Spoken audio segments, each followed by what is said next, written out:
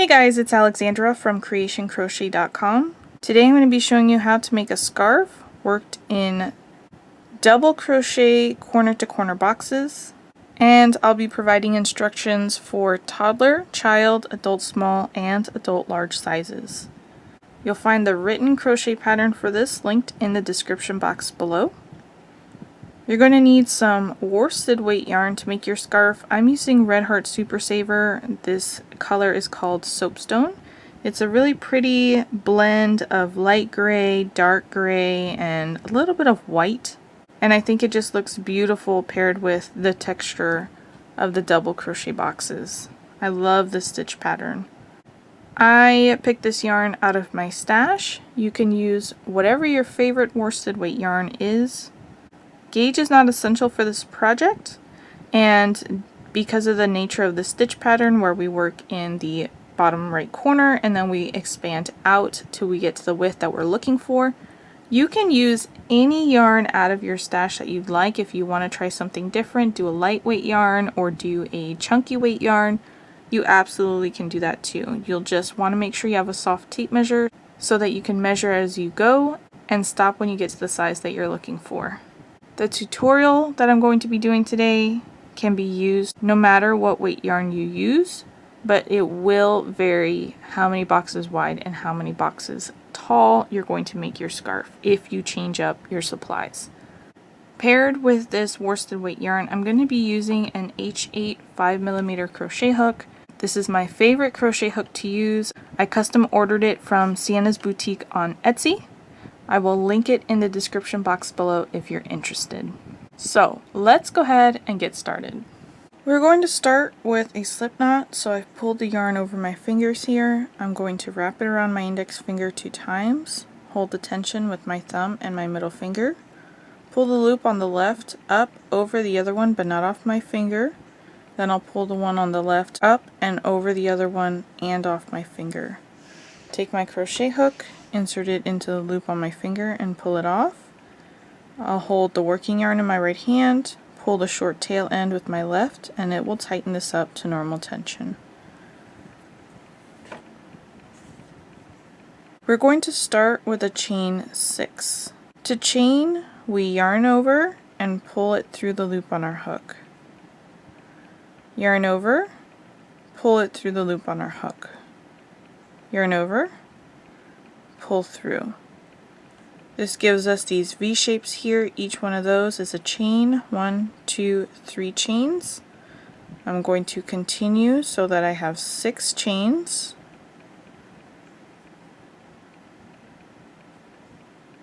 We don't count the loop that's on our hook. We're going to double crochet into the 4th chain.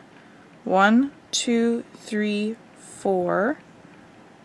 Yarn over, insert your hook right into the center of that chain, yarn over and pull through. We have 3 loops on our hook, yarn over, pull through 2 loops, yarn over, pull through 2 loops. We're going to continue double crocheting into each of those last 2 chains, so yarn over, insert our hook into the center of the next chain, yarn over and pull through. 3 loops on our hook, yarn over, pull through 2 loops, yarn over, pull through 2 loops. Yarn over, insert your hook into the center of the last chain, yarn over and pull through. 3 loops on your hook, yarn over, pull through 2 loops, yarn over, pull through 2 loops. And this creates our first box and row 1. Each box is going to be comprised of 4 stitches. So we have the 3 double crochets that we just finished working, and then the skipped chains here on the end are going to count as our 4th double crochet. For row 2, we're going to start with a chain 6. There's going to be 2 different ways that you're going to start your rows. When we want to add a box, because we are increasing, we're going to start with a chain 6. Once we've reached the size that we're looking for and we're no longer going to be adding boxes, then we're going to be slip stitching over. So for this first part, until we get to the size that we're looking for, we're going to be increasing, so we're going to start them all with a chain 6.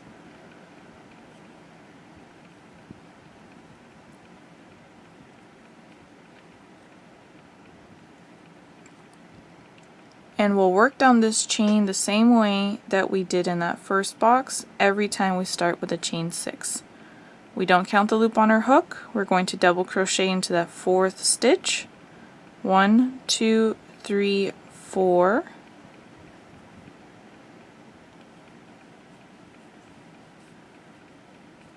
And then double crochet into each of those next 2 chains as well.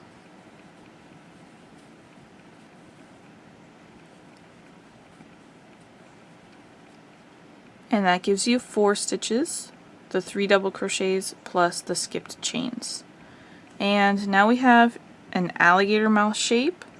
We're going to take that bottom square, flip it so it's mirrored, and we're going to slip stitch join to the top chain.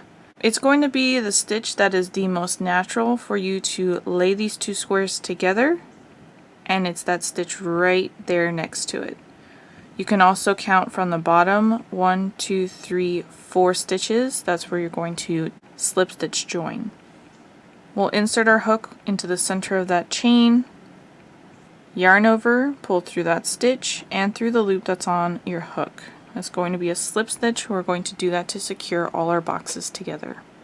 For all the boxes in the middle, we're going to start them with a chain 2. And this chain 2 is going to count as our first double crochet of the box. Looking at this box here to the left, you can see that the stitches look horizontal. We're going to be working our double crochets into the space that is right here in the middle, in between the chain on the top and the stitch underneath that.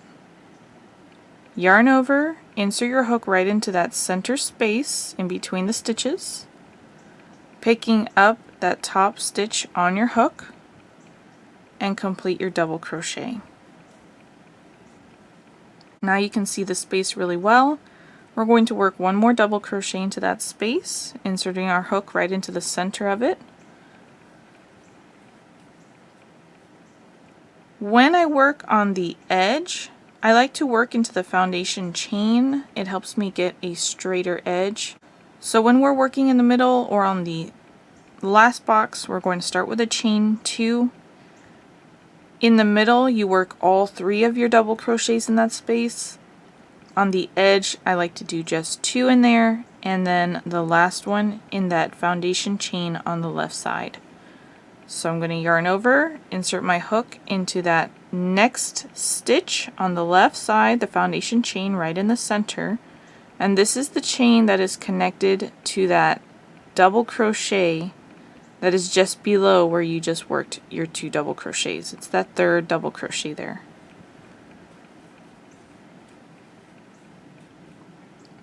And now row 2 is finished, and we have 2 boxes. For row 3, we're going to start with a chain 6.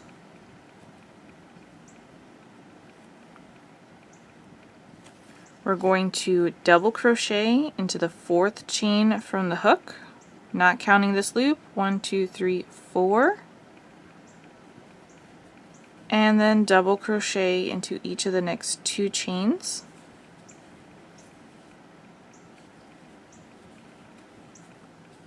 And there's our first box from this 3rd row. We have the alligator mouth shape here, so we're going to take that bottom fabric, flip it up so it's mirrored, and we want to slip stitch join to that top chain. You can either count over 1, 2, 3, 4 stitches, or lay your boxes flat together, and it's the stitch that is the most natural one for you to work into next. Insert your hook into that stitch, yarn over, pull through that stitch and the loop that's on your hook to complete a slip stitch, and now the boxes are secured together. Now we're going to finish our next 2 boxes, starting with a chain 2. And this chain 2 counts as our first double crochet. Here in the middle section, we're going to work all 3 of our stitches into this space, and for the last box, we'll work that last one on the edge. I like to fold down the fabric on the left side so that it doesn't get caught in my crochet hook as I work. Looking at this next box, we can see the stitch on the top, And then the stitch underneath it, we're going to be working into that space in between both of those double crochets. So we'll yarn over, insert our hook right into the center of the space in between the stitches. We have that stitch on our hook, and we're going to complete the double crochet. We'll work 2 more stitches into that space. This will give us 4 stitches in total, and that will complete our second box here. Flip up my fabric on the left side, count over 1, 2, 3, 4, or lay your boxes together and slip stitch join to that top stitch. Insert your hook, yarn over, pull through that stitch and the loop that's on your hook, and now these boxes are secured together. We have 1 more box left to work. Chain 2, 2 double crochets into the space in between those last 2 stitches,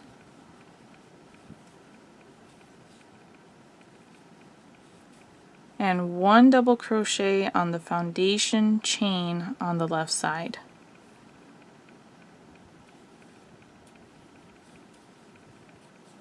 And again, working on that foundation chain is just going to help me keep a straight edge. And now row 3 is complete and we have 3 boxes. As you can see, with each additional row that we're working, we are increasing our box count. So we started with 1 and now we have 3. We're going to work 1 more row together.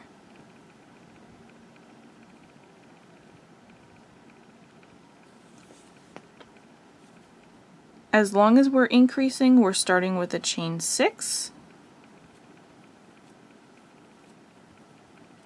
Then we're going to work down the chain, working a double crochet into the 4th, 5th, and 6th chains.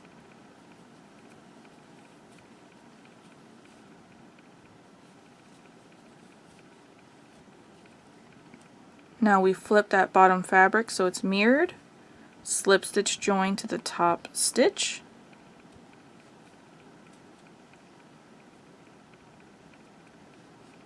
fold down the fabric on the left so it doesn't get caught in your crochet hook as you work.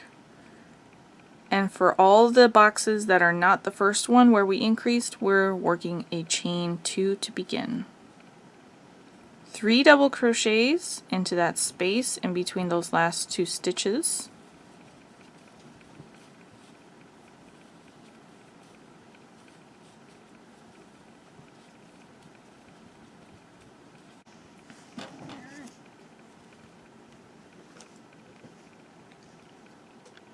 Bring that fabric back up, slip stitch join to the top of the next box, fold down that fabric on the left, chain 2, and work 3 double crochets into that space in between those last 2 stitches.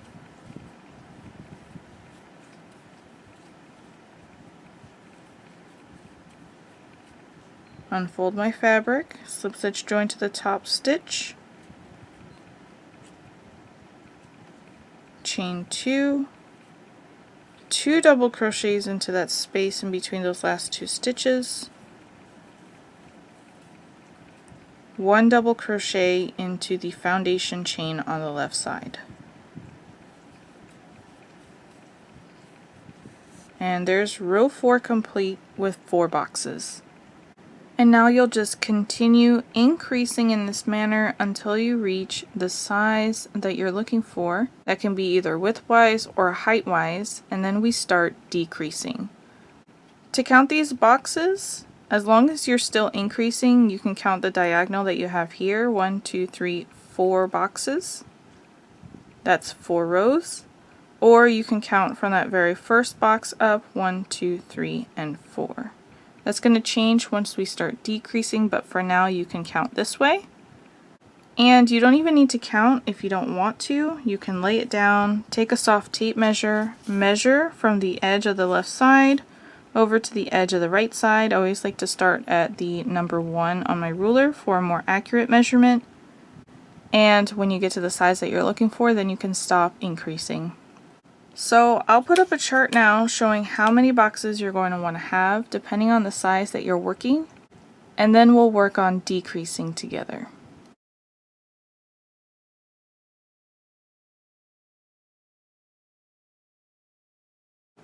Now that we have all our boxes here, we need to start decreasing on this size so that we can start to form our straight edge. That means we're no longer going to be increasing here, no more chain 6 and working down the box on this side. We're going to be slip stitching over. We're going to continue to chain 6 and build our boxes on this side so that we can make this side longer until we get to the size that we're looking for. So each time you begin from this side, you're going to start with a chain 1 and turn.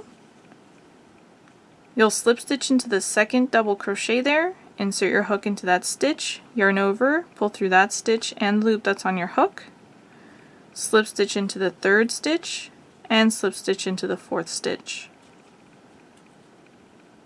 Then we'll chain 2, and now we're in a position to work our first box into this space here in between these last 2 stitches.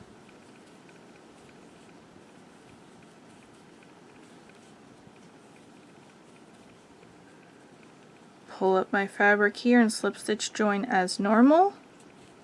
And I'm going to pull up a loop here. This is what the side is going to look like. It may look a little wonky. You can use your fingers to manipulate the fabric if you want to. When you add the border, it's going to cover this up and straighten it out. But here's the side where our edge is forming. Now I'll continue working as normal in pattern all the way until I get to the very last box up here. I'll chain 2 and work my final box. Now that we're no longer increasing on this side here, we're going to be maintaining the same number of boxes until we get to the next point where we're going to start decreasing. So I'll work across to my last box and then I'll be back with you to get you started for the next row. I've worked all the way across my row, including the last box on the top. Each time we work from this side, we're going to start with a chain 6. Then we'll work down our chain as normal to form our first box.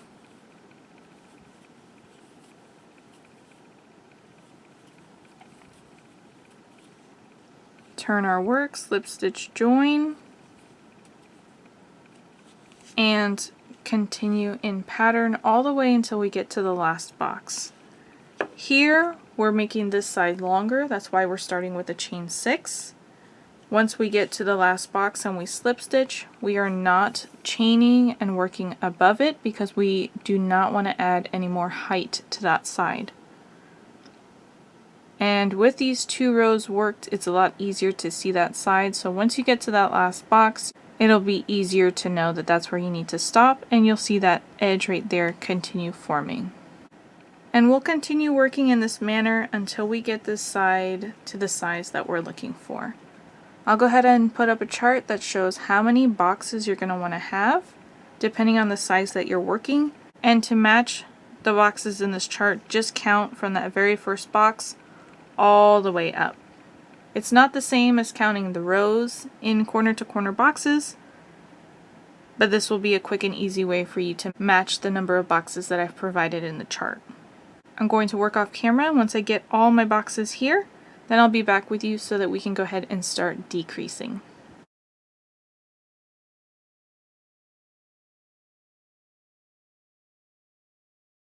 Now that we have reached the size that we're looking for, we are no longer going to be starting either side with a chain 6. We are going to start both sides with a chain 1 and turn. We're going to slip stitch into the second double crochet, insert your hook into that stitch, yarn over, pull through that stitch and through the loop on your hook, slip stitch into the third stitch, and slip stitch into the fourth stitch. Then we'll chain 2, and now we're in a position to work that first box into that space right in between those last 2 stitches. Slip stitch join as normal and continue working all the way up to the last box. Once we get to that very last box and we slip stitch, we are not going to chain 2 and work another box on top because this is as tall as we want it to be. With each row that you work, you're going to see that you're decreasing by 1 box, and we'll keep decreasing until we get down to 1 box in the corner. So let me work across here I'll show you again how to start the row and then I'll leave you to it. Here's my last box of the row. I'm going to slip stitch here, not chain 2. My row is now complete, and to start the next row, chain 1, turn, slip stitch into the second double crochet, into the third double crochet, and into the fourth double crochet. Chain 2, and now I'm ready to begin with my 3 double crochets into that space in between those last 2 boxes. And here you can see the edge growing. And you'll work across there. Once you slip stitch your very last box there, you won't work anything on top of that. You'll just chain 1, turn, and work back the other way. I'm going to go ahead and work off camera until I get down to my last box, and then I'll be back with you so that we could add our border. There's my last box. I have just one there. I finished all the rest of them. And I'm going to go ahead and slip stitch join. You don't have to put a border on if you're happy with the shaping and the way it looks, the width and the length, all that good stuff. You can just fasten off now, but I am going to add a border of just simple chains and single crochet just to give a little finished edge there. I'm going to start with a chain 1 and I'm going to turn. There is no right side and no wrong side because we've just worked in the same color throughout the whole thing and we've turned with each row. So you don't have to turn, but I think it's easier to work into this stitch by turning. This is going to be a really easy, simple border all the way around. In the spaces here in between boxes, that's where we're going to work our single crochet. So I'm going to insert my hook right into the center of that space, yarn over and pull through. I have 2 loops on my hook, yarn over and pull through both loops. That's going to complete a single crochet. Now we're going to single crochet in between this space, in between all the boxes. Over top of the boxes, to get there, we're going to chain 2. And in every corner stitch, I'm going to work a single crochet, insert my hook, yarn over and pull through, 2 loops on my hook, yarn over and pull through both loops. Then I'll chain 2. And single crochet back into that same exact stitch. Insert my hook, yarn over and pull through, 2 loops on my hook, yarn over and pull through both loops. And you could do a variety of ways. You could do 3 single crochets in there, you could do single crochet, half double crochet, single crochet, you could do single crochet, chain 1, single crochet. The more chains you do, the more square of a corner you're going to have, or if you did a half double crochet in there, it would give you a more square corner. With the chain 1 or 3 single crochets, you'll have more of a rounded corner. So you can experiment with different stitches there and see what you like for your corner. Over top of the box, I'll do a chain 2, and that gets me to the next space that's in between those 2 boxes. I'll insert my hook right into the center of the space, yarn over and pull through, 2 loops, yarn over, pull through both loops. Chain 2, single crochet into the space in between the next 2 boxes. Chain 2, single crochet in the space in between the next 2 boxes. And this is going to be my pattern throughout the whole border. I'm just going to work all the way around with a chain 2 above the box and then a single crochet in the space in between the boxes.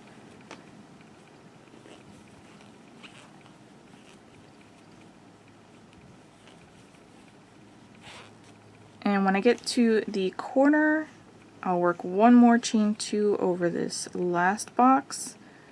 In the very most corner stitch of the box, I'm going to work a single crochet,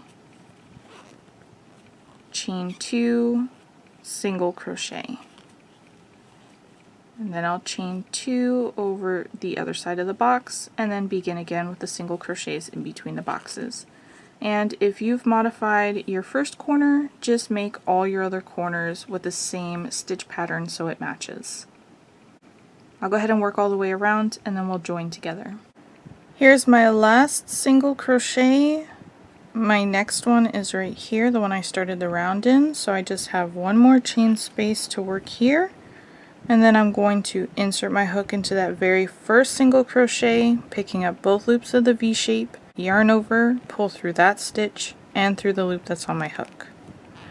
If you wanted to add an additional round, you could chain 1, work a single crochet into this very first single crochet, work 2 single crochets into each chain 2 space, single crochet into the first single crochet of the corner, single crochet, chain 2 single crochet into that chain space, single crochet into the next single crochet of the corner, and then just continue in the same manner all the way around, 2 single crochets in each chain 2 space and 1 single crochet into each single crochet. And if you changed the way that you increased in your corners, you can repeat that in this next round too. Just make sure you do it on all 4 sides. I'm not going to add an additional round, I just wanted one little round to finish it up. So I'm ready to fasten off now. I want to make sure I leave a tail end long enough I can comfortably weave in. Pull up on this loop to break it. And then I like to bring it to the wrong side, so I'll insert my hook into the same stitch that I slip stitched to from the wrong side, or the back. Yarn over with the tail end and just pull it through to the back. Now I'll grab my tapestry needle and I'll meet you back here so we can get our ends woven in. Because this is worked in one solid color and we've turned each row, it doesn't matter which side is the right side or which side is the wrong side. But I like to go with the direction that my border is worked in here. So where I slip stitch joined, that side that I was working from is going to be my right side of the fabric, where the stitches look a little bit more defined and pretty in the border, and the other side of the fabric is going to be my wrong side, or the back side. And I'm just going to have all my ends woven in on the back side. All of them are going to be worked exactly the same. It doesn't matter if it's where you had to add a new ball of yarn or if you're working from either of the 2 ends. I'm going to be working mine each with 3 passes. That's my magic number. If you feel comfortable after working 2 passes, then you can go ahead and fasten off. If you feel like you need a little more security, you can work 4. Whatever you feel the most secure with your ends. I also don't pick up the whole entire stitch on my needle. When I enter and exit, I always insert my needle into the middle of it to break it in half, and that's going to help capture my yarn better. And I do like to work into one stitch itself here, but you can also work over and then into the bulkiness of the cluster here. Just make sure that you definitely manipulate your fabric as you go so that it doesn't bunch up too much. I'm going to insert my needle into this nearby stitch, breaking it in half. I'm going to run it up vertically here, and I'm going to break the last stitch in half when I exit. Hold the fabric in between my middle finger and my thumb to help so it doesn't bunch up quite as much. Give it a tug. Use my fingers to manipulate the fabric if I need to, if it has bunched up. I want it to lay naturally here, and then I'll go ahead and turn. Insert my needle into a nearby stitch, breaking it in half. Run it back up through several of the stitches I just finished working into, and then break my last stitch in half when I exit as well. Hold the fabric in between here as I pull through. Give it a tug. Use my fingers to manipulate the fabric if I need to. And I like to do 3 passes, so I'll rotate once more so I can work back in the same direction, inserting into a nearby stitch, breaking it in half, up through several of those same stitches, and break my last stitch in half when I exit. That's how I do all of my passes.